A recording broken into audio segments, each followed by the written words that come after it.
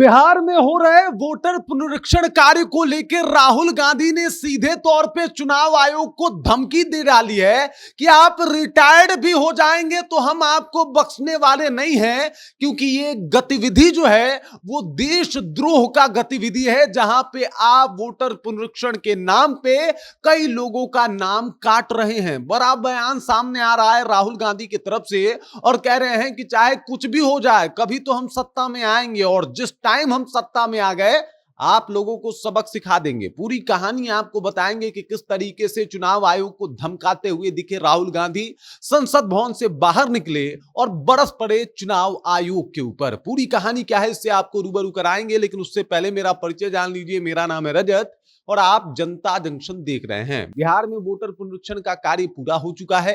2 अगस्त से आप शिकायत कर सकते हैं अगर आपका नाम नहीं जुड़ा है तो। लेकिन इसके अलावा एक और बड़ी बात सामने आई है, जहां पे राहुल गांधी कह रहे हैं कि हमारे पास ऐसा एटम बम है कि अगर उसे वो फूटेगा तो चुनाव आयोग का कोई अधिकारी बचने वाला नहीं है। और चुनाव आयोग जो ये वोटर पुनरीक्षण कार्य करा रहा है, हमारे पास 100% पुख्ता सबूत है कि ये एकदम से गलत है और यहां पे जनता के साथ गलत करने की कोशिश की जा रही है। यहां पे राहुल गांधी का कहना है कि जिस तरीके से पहले भोपाल में हुआ तो हम लोगों को लगा कि चुनाव आयोग कुछ गड़बड़ी कर रहा है, उसके बाद महाराष्ट्र में हुआ तब हम और ज्यादा कंफर्म हो गए कि भाई साहब ये सब कुछ चुनाव आयोग के इशारे पे हो रहा है और सब सरकार इस तरीके से करवा रही है चुनाव आयोग को कठपुतली बना के। और अब जब बिहार में हो रहा है तो हम लोग 100% कंफर्म हो गए हैं कि भाई साहब चुनाव आयोग जो है वो गलत कर रहा है। हम इसके लिए 100% जो है श्योर हैं।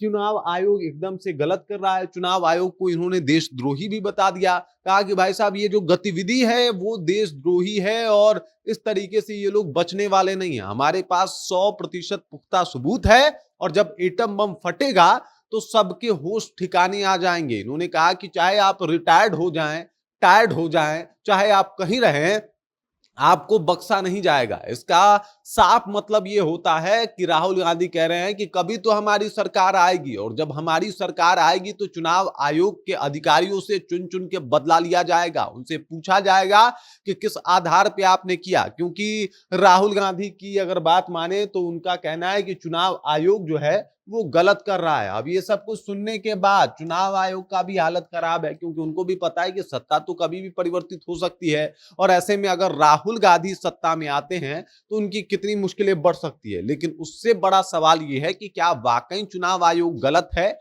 या सिर्फ एक एजेंडा फैलाने की कोशिश है। हालांकि ये जांच का विषय है और सुप्रीम कोर्ट इसके ऊपर अगर काम कर रही है, सुप्रीम कोर्ट इसको जो है सुनवाई कर रही है, तो इसके ऊपर किसी और का बयान जो है वो थोड़ा अलग लगता है। लेकिन राहुल गांधी ने साफ तौर पे कह दिया है कि 100% मेरे पास सबूत हैं और ये 100% सबूत मैं पेश करूंगा। साथ ही साथ ऐसा बम फोड़ूंगा, बम नहीं एटम बम फोड़ूंगा, जिससे चुनाव आयोग के होश ठिकाने आ जाएंगे। उनको पता लग जाएगा कि आखिरकार वो क्या कर रहे हैं, किस तरीके से इलीगल काम जो है ये लोग करवा रहे हैं वोटर पुनरीक्षण के नाम पे। आपको बता दूं कि बिहार में वोटर पुनरीक्षण का कार्य जो है वो चला और उसके बाद विपक्ष ने इसके ऊपर लगातार चुनाव आयोग को और सत्ता पक्ष को घेरने का काम किया है।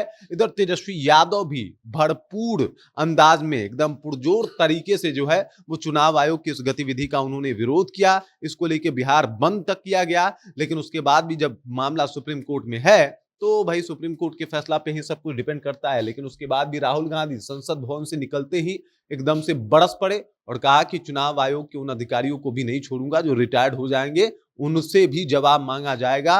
ये सीधे तौर पे देशद्रोह है।